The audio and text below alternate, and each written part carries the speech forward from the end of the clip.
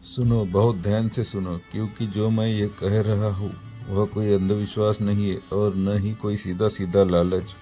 ओशो अक्सर कहते थे कि धन कभी बाहर से नहीं आता। धन तो उस चेतना का परिणाम है जो देना जानती है।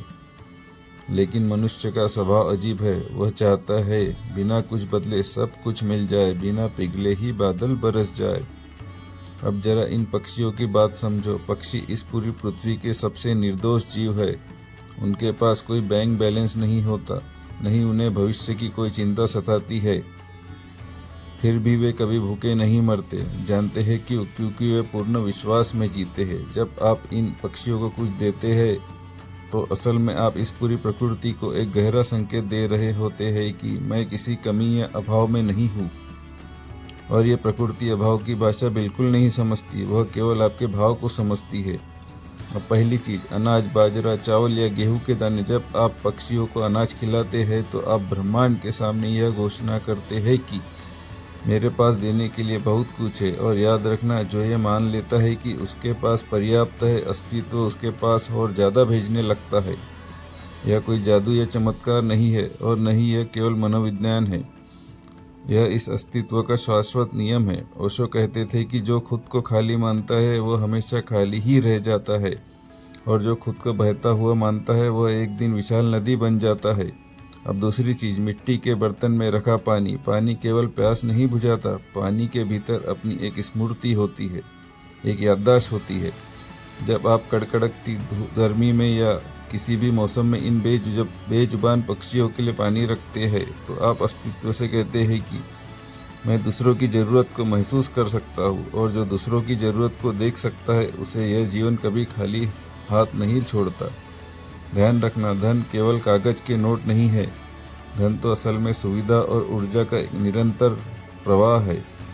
सोचिए, जब एक नन्हा सा पक्षी आपके रखे दानों को चुगता है तो उसकी तृप्ति की अदृश्य तरंगें आपके पूरे घर के वातावरण को बदल देती है।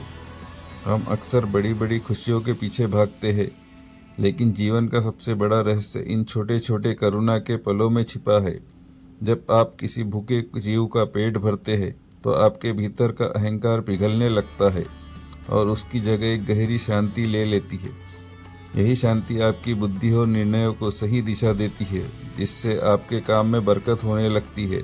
अब सबसे ज़रूरी सवाल, इन्हें कहाँ रखें? यही इस पूरी प्रक्रिया का सबसे महत्वपूर्ण हिस्सा है। अनाज और पानी को अपने घर की छत पर, बालकनी में या आंगन में किसी ऐसी जगह रखें जहाँ सूरज की सीधी रोशनी आती हो, क्योंकि सूर्य ऊर्जा का मुख्य द्वार है। और हाँ, इन्हें कभी भी छुपाकर या किसी कोने में मत रखिए।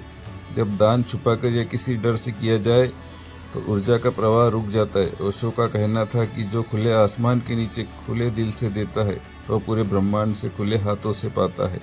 लेकिन एक बात का विशेष ध्यान रखना, अगर आप यह सब सिर्फ इस लालच में करेंगे कि मुझे बहुत सारा पैसा चाहिए तो कुछ भी हासिल नहीं होगा। लेकिन अगर आपके भीतर यह भाव होगा कि मैं इस विराट जीवन के साथ अपनी खुशियाँ बांट रहा हूँ, तो समृद्धि खुद आपको ढूंढते हुए आपके पास आएंगी। एक दिन अचानक आप देखेंगे कि जीवन में धन आ रहा है, नए अवसर आ रहे हैं, सफलता के बंद रास्ते खुल रहे हैं। तब आप चौंक कर सोचेंगे कि यह सब कैसे हुआ। तब ओशो कहीं दूर बैठकर मुस्कुराते हुए कहेंगे, जब तुम उन निर्दोष पक्षियों को दाना डाल रहे थे तब तुम असल में अपने भीतर की गरीबी और संकीर्णता को हमेशा के लिए छोड़ रहे थे। याद रखना, पक्षी तो सिर्फ एक माध्यम है, एक बहाना है। असल में तुम इस सेवा के जरिए अपनी ही आत्मा और चेतना को समृद्ध कर रहे हो। दोस्तों, अगर आपको यह वीडियो अच्छी लगी तो इसे लाइक और शेयर ज़रूर करें, और आगे भी ऐसी वीडियो को देखने के लिए चैनल को सब्सक्राइब करना ना भूलें।